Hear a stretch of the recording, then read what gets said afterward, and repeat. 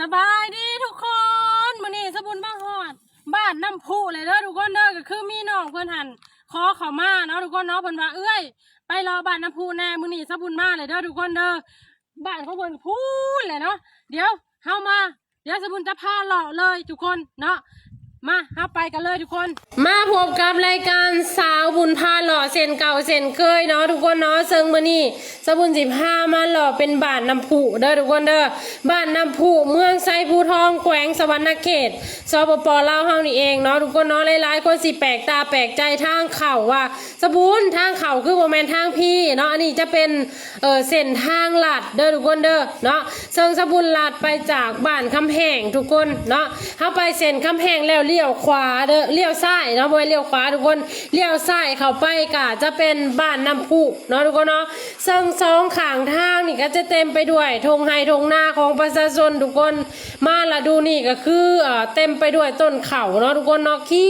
ยวงามแต่ละบ้านแต่ละบอนก็คือแบบว่าสบุญไปนะทุกคนจะมีแต่ต้นเขาเนาะเขียวงามทุกคนบ้านน้ำพุนี่ก็เป็นอีกบ้านหนึ่งที่ว่าเฮ็ดกสิกรรมหอบด่านเด้อทุกคนเด้อบ่ว่าสิเป็นการปลูกข้าวเนาะทุกคนเนาะข้าวนี่ก็เพิ่นปลูกทั้งหน้าปีหน้าแซงทุกคนและก็มีการปลูกมันเนาะปลูกมันเพื่อเป็นเศรษฐกิจและก็ปลูกยางพาราเนาะทุกคนเนาะและก็นอกนั้นก็ยังมีอ้อยมีหยังเนาะเป็นพืชเศรษฐกิจเฮาเข้ามาทางในนี่ทุกคนจะมีแต่บ้านเรือนของประชาชนที่แบบว่าหลังใหญ่เนาะหลังใหญ่ทุกคนและก็ส่วนหนึ่งนะแมนไปทำงานอยู่ต่างประเทศเนาะทุกคนเนาะแต่ยังมีส่วนหนึ่งที่ว่าส่งลูกส่งหลานหรือว่าพากันไปทำงานอยู่ต่างประเทศทุกคนบ่ว่าสิเป็นประเทศไทยบ่ว่าสิเป็นประเทศเกาหลีเนาะฉะนั้นเราจะสังเกตเห็นว่าบ้านเรือนของประชาชนหันมีแต่หลังใหญ่ๆเนาะทุกคนเนาะเพราะว่าแต่ละปีน่ะแม่นเพิ่นได้เงินเข้าบ้านนี่บ่น้อยได้ทุกคนบ่ว่าสิเป็นจากมันจากอ้อยหรือว่าจากยางพาราเนาะทุกคนเนาะฉะนั้นประชาชนเขตนี่น่ะส่วนใหญ่จะเฮ็ดกสิกรรมแบบหอบด่านเลยทุกคนเนาะเส้นทางของเพิ่นในทางในบ้านนี่จะเป็น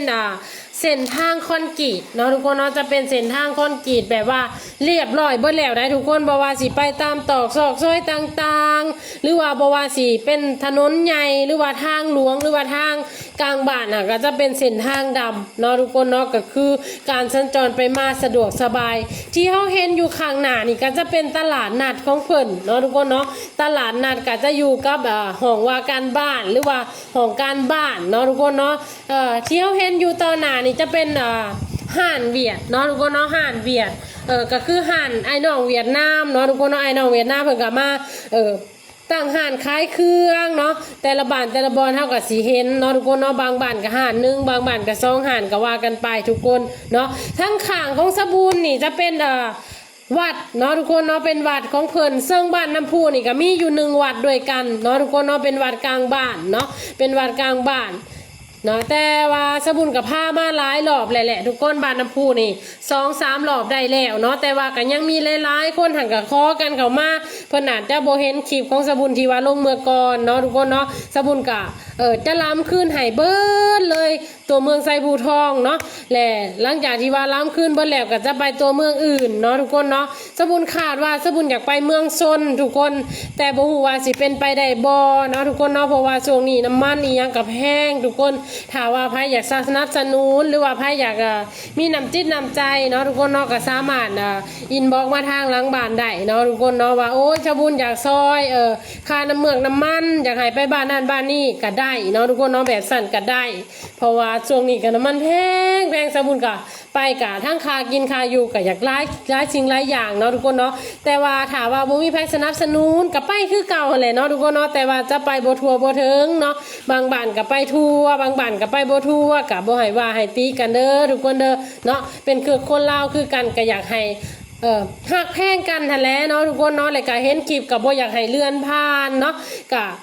บ่คอมเมนต์ก็เบิ่งให้แน่เนาะทุกคนเนาะเพื่อว่าเป็นกำลังใจให้คนเฮ็ดคลิปเนาะทุกคนเนาะคนเฮ็ดคลิปทุกคนก็บ่ได้มีอีหยังหลายดอกก็ขอเพียงว่ายอดกดไลค์กดแชร์เนาะคอมเมนต์ทุกคนก็เบิดเท่านั้นเลยเนาะอยากให้ไปบ้านได้ก็อย่าลืมคอมเมนต์ไว้ได้เลยเนาะทุกคนเนาะบางที่สบุญมีเวลาสบุญก็สิไปรอไป พาไปเลาะพาไปเบิ่งเนาะก็คือแบบว่าตามใจเบิดสุขุสุคนหั่นแหละทุกคนแต่ว่าจะบ่